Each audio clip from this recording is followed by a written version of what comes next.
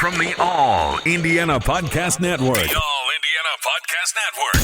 This is the News 8 Daily 8. Now the latest news. Kylie Conway has all the news you need to know. And more. Please stand by. Now, here's Wish TV's Kylie Conway. Hi, this is Kylie Conway, and this is the News 8 Daily 8 for Thursday, July 9th. Another hot and humid day with highs in the lower 90s. Some scattered storms for later this afternoon and evening. High 93, low 74 with a 9:14 p.m. sunset. Masks are now mandatory in Marion County. Mayor Joe Hogsett set the mandate to go into effect today. Face coverings will be required in all indoor places other than a person's home, in Indianapolis, and outdoors when people can't practice social distancing. There are some exemptions. The order does not apply to the following people: anyone 2 years old or younger, people who have a medical, physical, or health-related reason, those in a healthcare facility where wearing a face mask covering could prevent them from receiving proper care, people who are homeless or incarcerated, people who have a job where wearing a mask presents a safety risk, people who are eating in a restaurant or bar, people who are engaged in outdoor or indoor exercise. Doctors at IU Health Methodist Hospital said that they're confident in the latest research saying masks help stop the spread of COVID-19. They said the coronavirus is most often spread by droplets and aerosols, which are virus-filled spit or microscopic particles that are spread from an infected person's mouth when they cough, sneeze, or simply talk. The problem is people don't have to be showing any symptoms to spread the virus. Doctors say we are seeing progress in other countries where masking mandates are in place. Now, if you live in Marion County, you can get a free Indy face mask. You can just apply for one at indy.gov/masks. The U.S. Centers for Disease Control and Prevention will not revise its guidelines for reopening schools despite calls from President Trump and the White House to do so. Agency Director Robert Redfield announced that today. Instead, additional reference documents will be provided. Redfield told all of this to ABC's Good Morning America as anxious parents and educators across the country hand-wring over how to safely bring children back to the classroom. The discord between Trump and his top health advisors over appropriate precautions has added another layer of uncertainty. The president, against the advice of some of the nation's top health officials, has repeatedly called for schools to reopen as coronavirus cases surge across the country. On Wednesday, while Dr. Anthony Fauci, the nation's leading infectious disease expert, warned that the country has to maintain control over the pandemic to get children back to school in the fall, Trump slammed the CDC's existing guidelines. He tweeted they were very tough and expensive, while in another tweet threatened to cut off school funding if they resisted opening, though the federal government's ability to do so is limited. The CDC guidelines for schools to reopen contain steps to keep children safe, including keeping desks to be placed 6 feet apart and for children to use cloth face coverings. The CDC suggests the closing of communal areas like dining rooms and playgrounds and the installation of physical barriers like sneeze guards where necessary. In a coronavirus task force briefing later yesterday afternoon, Redfield appeared to backpedal on the existing guidelines and said they should not be used as an excuse for not returning children to the classrooms, which encourage hygiene, the use of cloth face coverings, and staying home when appropriate. The Indiana State Department of Health today announced that 521 additional Hoosiers have been diagnosed with COVID-19. That brings the total number of Indiana residents known to have had the novel coronavirus to 49,575. This follows corrections to the previous day's total. Intensive care unit and ventilator capacity remain steady. As of today, nearly 38% of ICU beds and 84% of ventilators are available. 7 more people have died from COVID-19, bringing the death toll in Indiana to 2,546.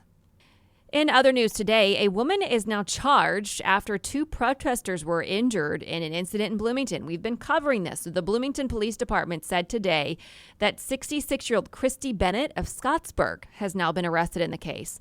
The Monroe County Prosecutor's Office announced charges against Bennett today. Police tracked Bennett to a motel in Scottsburg. Police say they found the vehicle in the parking lot, then saw Bennett and a man who was a passenger in the vehicle exit the motel room. Court documents state that she had been living there for at least a year with a friend, identified as that passenger in a vehicle at the time of the incident. She now faces 2 counts of criminal recklessness and 2 counts of leaving the scene of an accident resulting in serious bodily harm. Bennett was found guilty of stalking in Morgan County on 3 occasions, once in 2004, once in 2008, and once in 2011. Online records state the court found she suffered from a mental disorder and needed treatment to restore competency. She was sent to Evansville State Hospital in 2010 for the case where she was found guilty in 2011. And according to BPD, Bennett was behind the wheel Monday night at 4th and Walnut Streets and there in Bloomington when her passenger got out to remove an electric scooter from the road. A woman, later identified as 29-year-old Chaz Moninger, got in front of the vehicle and placed her hands on the hood. The vehicle started to move forward, and Moninger ended up on the hood of the vehicle. Another person clung to the side of the car. The pair remained on the vehicle for 2 blocks until it turned at 6th Street. Moninger was knocked unconscious when she fell from the vehicle and was taken to the hospital. The other person, an unidentified 35-year-old man, had some abrasions on his arms. More than 1,000 Indianapolis Metropolitan Police Department officers who respond to 911 calls will soon be outfitted with body-worn cameras. This is according to IMPD. A contract was signed today to begin the installation of cameras on IMPD officer uniforms. The $9.2 million contract with utility for 5.5 years will equip 1,100 officers with the technology. An investment of $1.2 million in the city-county budget will be given to the program. The cameras are expected to begin being rolled out in the coming weeks. This is according to IMPD. They sent out a release today. The contract includes leasing of the technology, installing the equipment, upgrading the technology after 3 years, maintaining and supporting any technical issues, and cloud-based video storage. Aside from the decentralized uploading of footage, the body camera technology will automatically trigger records in the following situations: being within 500 feet of a dispatched run, drawing the gun from its holster, beginning to run, lying flat for 10 seconds, violently shaking, such as during a fight, activating lights and or sirens in the car, and unlocking the shotgun rack. An Indiana abortion law is deemed unconstitutional. A judge struck down the law yesterday. It required medical providers to tell the state if they treated women for complications from abortions. The ruling comes 2 years after the same judge blocked the law from taking effect. The judge sided with Planned Parenthood, saying it didn't give doctors clear guidance on when they would have to report complications.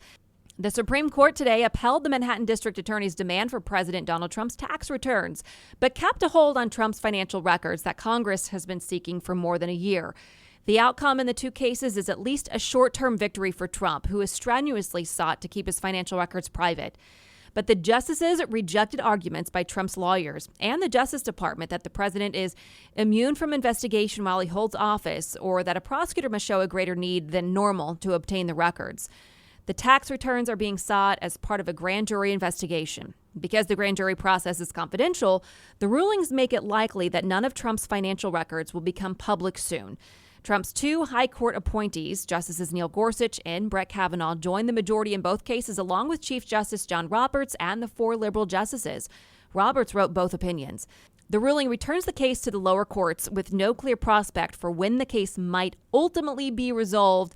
The tax returns case also headed back to a lower court.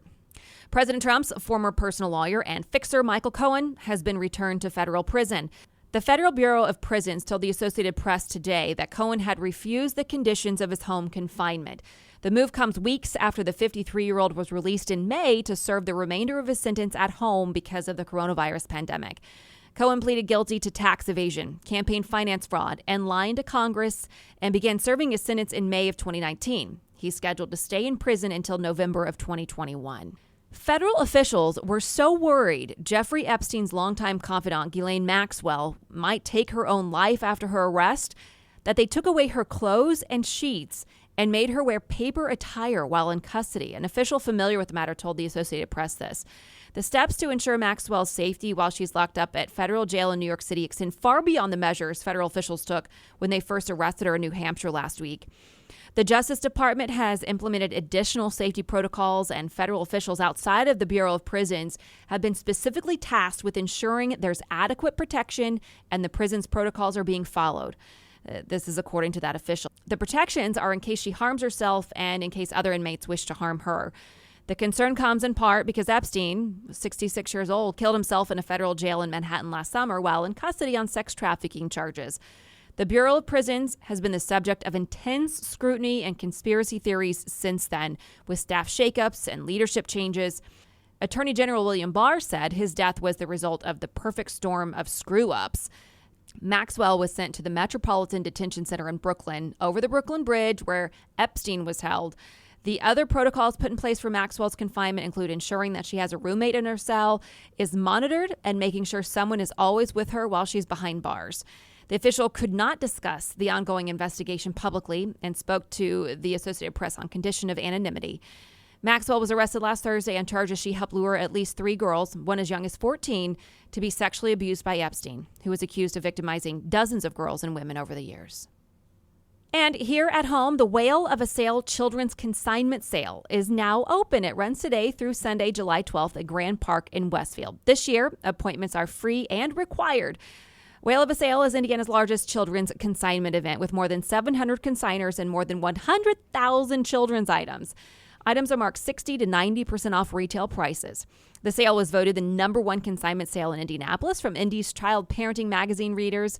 Consignment is popular as families find kids growing out of clothing and equipment so quickly. You also want to be green by recycling gently used gear. Shoppers can expect to find upscale clothing, toys, furniture, strollers, bikes, play equipment, maternity, and so many other things across area vendors. Women's activewear clothing will also be sold, including brands like Lululemon, Athleta, Zella, Nike, Under Armour. The average consignor earns $500, and unsold clothing can be donated to charity partner Good Samaritan Network of Hamilton County. The most magical place on earth will look different to visitors who have previously visited Walt Disney World. Changes aimed at preventing the spread of the new coronavirus will be in place when 2 of Disney's 4 parks open this weekend. There will be no fireworks shows or parades, and visitors will be getting temperature checks when they enter. Everyone has to wear a mask and maintain social distance. No hopping between parks is allowed, and visitors will need reservations. The parks are reopening, even as Florida is seeing an upswing in confirmed cases of COVID-19, and Disney World is in a labor dispute with actors. This has been your News 8 Daily 8 for Wish TV. I'm Kylie Conway, online at wishtv.com, and follow us on Facebook when you search Wish TV. Check out more podcasts from the All Indiana Podcast Network now at allindianapodcastnetwork.com. allindianapodcastnetwork.com.